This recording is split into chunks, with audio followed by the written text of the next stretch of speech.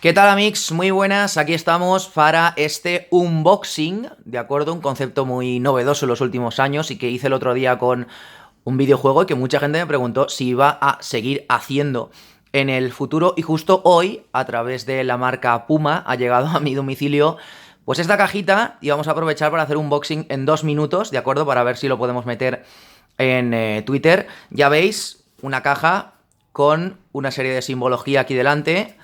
Aquí detrás con el logo de Puma, ¿de acuerdo? Vamos a explicar Valentia, obviamente, el nombre de la ciudad en la antigua Roma, con esto de aquí que es la cornucopia, el cuerno de la abundancia, 3 balones saliendo, y entiendo que esto, X y el círculo y tal, son las flechas que se usan normalmente en la táctica, ¿de acuerdo? En el fútbol, en la pizarra, etc. Luego aquí, desde 138 antes de Cristo, ¿de acuerdo? Vemos cómo es la caja por dentro. Dejamos aquí. Y aquí tenéis el eslogan. Fútbol es de los valientes.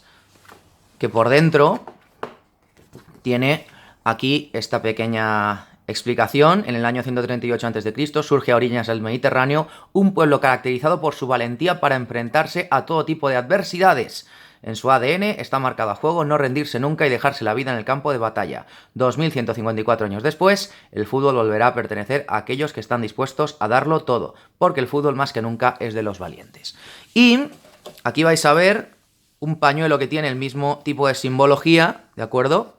Aquí está, que lo podrá lucir alguien seguro en las próximas fallas. Y aquí, como veis, las dos moneditas, imitando las monedas antiguas, y que son, creo, exactamente iguales, con Puma por este lado y el cuerno de la abundancia por este.